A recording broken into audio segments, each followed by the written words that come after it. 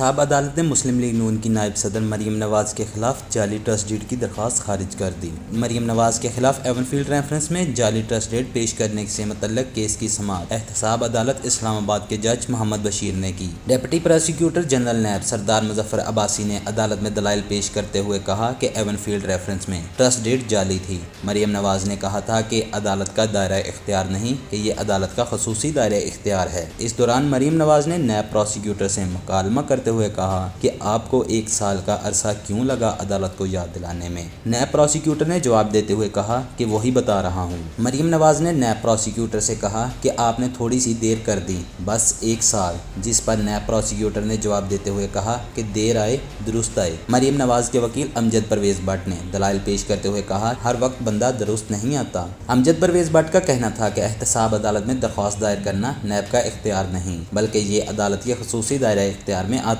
ہے۔ درخواست دائر کرنے کی 30 روز کی قانونی مدت بھی ختم ہو چکی ہے، لہٰذا نیب کی درخواست ناقابل سماعت قرار دے دی جائے۔